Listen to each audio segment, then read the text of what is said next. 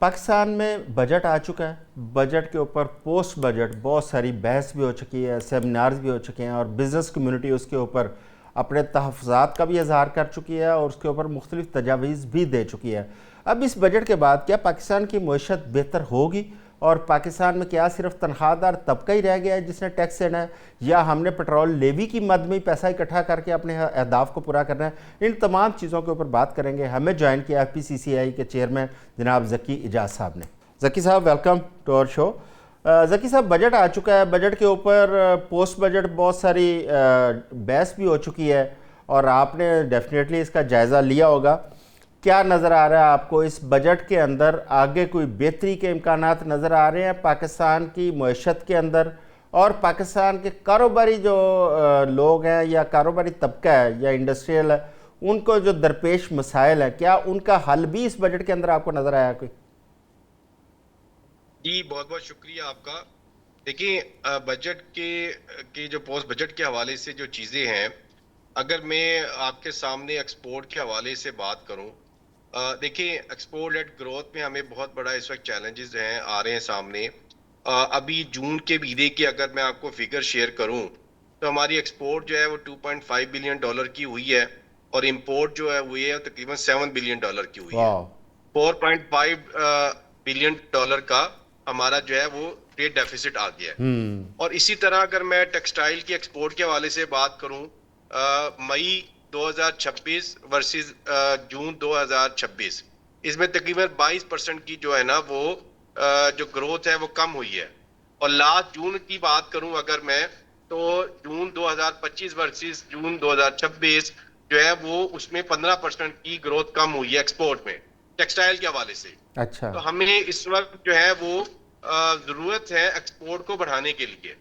तो इस जो बजट अभी आया है उसके उसमें जो एक्सपोर्ट के हवाले से कोई जकी भी चीज हमें साहब, नजर नहीं आई। जकी साहब, बजट पे जाने से पहले मैं चाहूंगा कि इसकी वजूहात भी जरा डिस्कस करें कि एक्सपोर्ट के क्यों क्यों कमी आ रही है हमारी एक्सपोर्ट। क्या हमारी प्रोडक्शन कम हो रही है या हमारी सिर्फ जो इंटरनेशनल मार्केट प्राइसेस है हम उनको मीट नहीं कर पा रहे? वजह क्या है इसकी कमी की? देखिए, जो हमारी एक्सपोर्ट इंक्रीज ना होने की जो मेन जो फैक्टर है वो 4 फैक्टर है सर। सबसे पहले, हम रीजन में कंपेटिटिव नहीं है।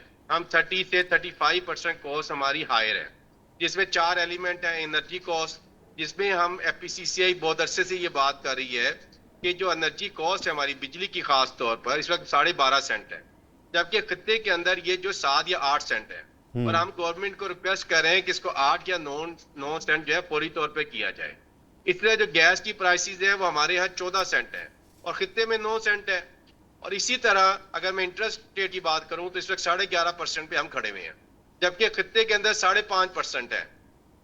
इसके लिए हमारी रिक्वेस्ट है प्राइम मिनिस्टर साहब से, गवर्नर स्टेट बैंक से, कि इसको अगली 2-3 मॉनेटरी पॉलिसी के अंदर फौरी तौर के ऊपर सिंगल डिजिट में लाकर 8.5% पे इसको खड़ा करें कम से कम।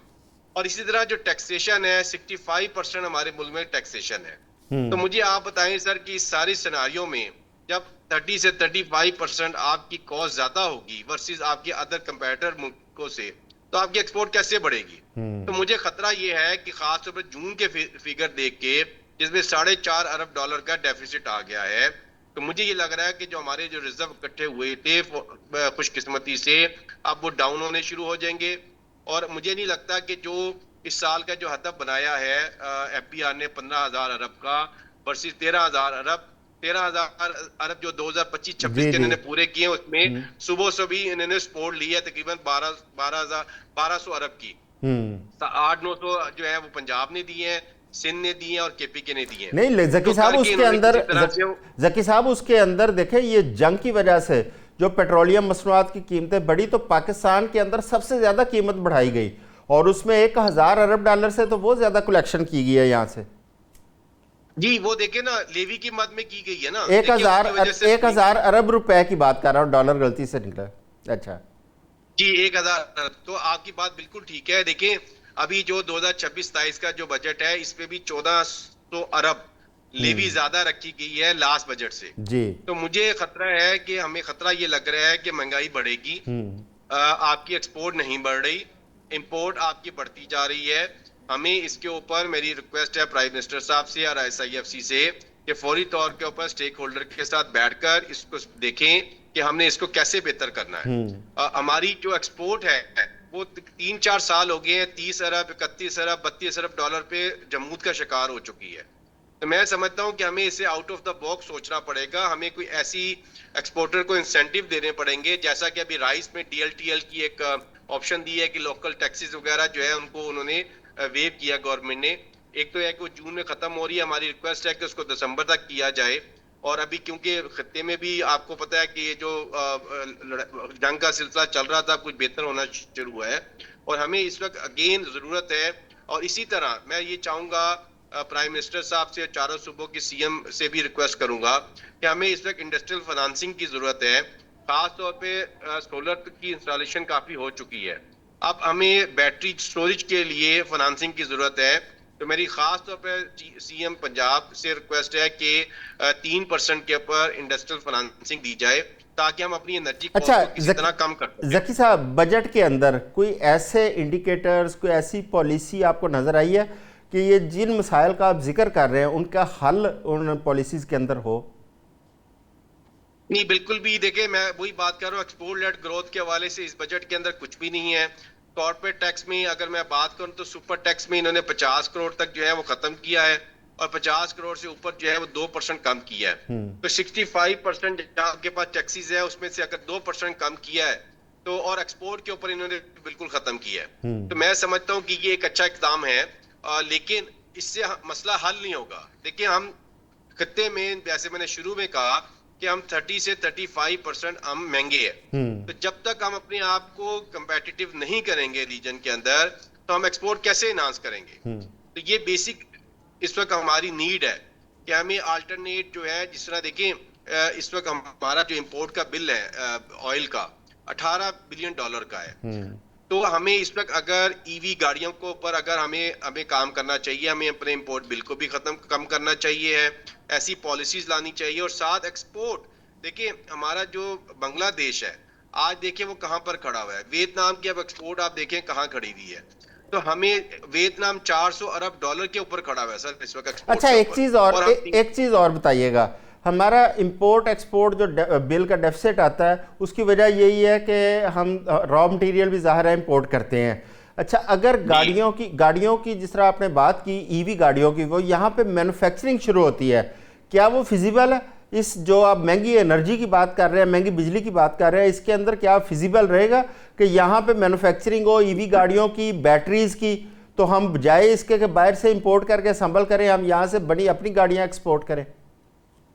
सर, मैं समझता हूँ कि ये इतना इम्पोर्टेंट है हमारे मुल्क के लिए, क्योंकि जो EV गाड़ी के अंदर मेन कंपोनेंट बैटरी है और बैटरी का जितना रॉ मटेरियल है हमारी पाकिस्तान के अंदर मौजूद है। हम कहते हैं हमारे यहाँ $ट्रिलियन का हमारे पास माइनिंग एंड मिनरल अवेलेबल है। उसमें अगर हमें लिथियम चाहिए है, दूसरी चीजें चाहिए, हमारे पास तमाम। और मैं सर आपको यहाँ बताऊं कि इंडोनेशिया में आज से 3-4 साल पहले अपने वो जो रॉ मटेरियल है वो एक्सपोर्ट कर रहे थे। अब उन्होंने 3-4 साल से एक्सपोर्ट पे बैन कर दी है कि वो एज रॉ मटेरियल एक्सपोर्ट नहीं होने दे रहे, वो वैल्यू एडिशन में चले गए हैं।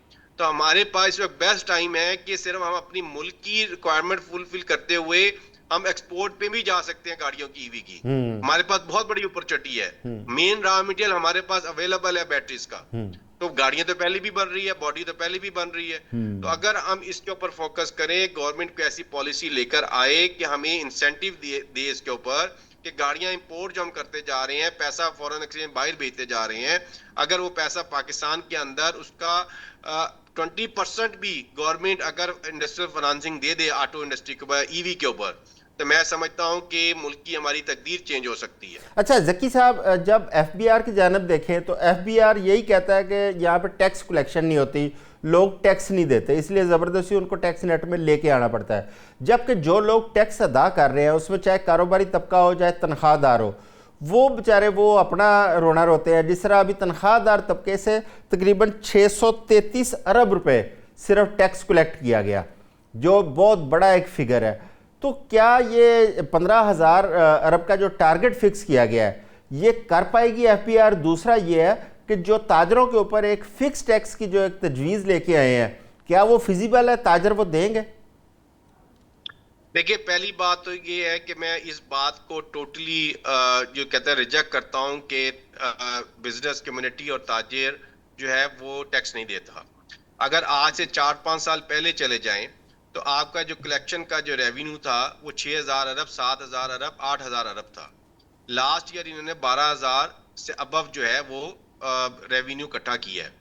इसका क्या मतलब है कि ईयर टू ईयर अगर मैं बात करूं तो 15 से 20% इनके रेवेन्यू में इंक्रीज हो रही है। तो और ये टैक्स किसने दिया है? अगर 6,000 7,000 अरब से जाके बाद वो 13,000 अरब तक चली गई है तो वो हमने दिया है ना, वो कहीं बाहर से तो नहीं आया वो टैक्स। तो पहली बात तो ये है कि हम चोर नहीं है, हम टैक्स अदा करते हैं। अब पॉइंट ये है कि टैक्स बेस को बढ़ाया कैसे जाए। देखिए, मैं समझता हूं कि ये जो एक छोटे दुकानदार के लिए उन्होंने फिक्स टैक्स रजीम शुरू किया 25,000, लेकिन उसके साथ 1% का भी साथ है। 25,000 प्लस 1% जो उसकी सेल का है वो भी है। तो मैं समझता हूं कि एक अच्छी तजवीज है और मैं रिक्वेस्ट करूंगा अपने जो ताजी लोगों से कि इस सिस्टम के अंदर आए, टैक्स नेटवर्क में आए। देखिए, बात यह है कि लास्ट ईयर अगर मैं बात करूं सर 6.9 मिलियन फाइलर थे टोटल, जिसमें से 3.9 ने जीरो के ऊपर फाइल की थी और बाकी उन्होंने टैक्स पे किया था। तो अब इसी तरह बैंकों के अंदर सर 10 करोड़ से ज्यादा बैंक अकाउंट्स हैं और उस वक्त बैंकों में 37 ट्रिलियन का डिपॉजिट है तकरीबन। तो हम क्यों नहीं जो नॉन फाइलर है उसके ऊपर टैक्स क्यों नहीं लगाते? बिल्कुल ठीक है टैक्स लगा देना ज़की साहब, चाहिए। आपकी तजावीज़ अच्छी हैं। अगर हुकूमत उसके ऊपर तवज्जो दे, यहाँ पे मैन्युफैक्चरिंग शुरू की जाए ताकि एक्सपोर्ट बढ़ सके। एनर्जी के ऊपर नज़रसानी की ज़रूरत है ताकि बिजली और गैस की प्राइसेस जो है वो नीचे आएँ, पेट्रोल की प्राइसेस नीचे आएँ, ताकि हमारी जो इंडस्ट्री है उसकी ग्रोथ हो, हमारी एग्रीकल्चर बेहतर हो और हमारी एक्सपोर्ट्स बढ़ें, जिससे हमारी मईशत मुस्तहकम हो सकती है। आज के लिए बस इतना ही। अपना ख्याल रखिएगा। अल्लाह हाफ़िज़।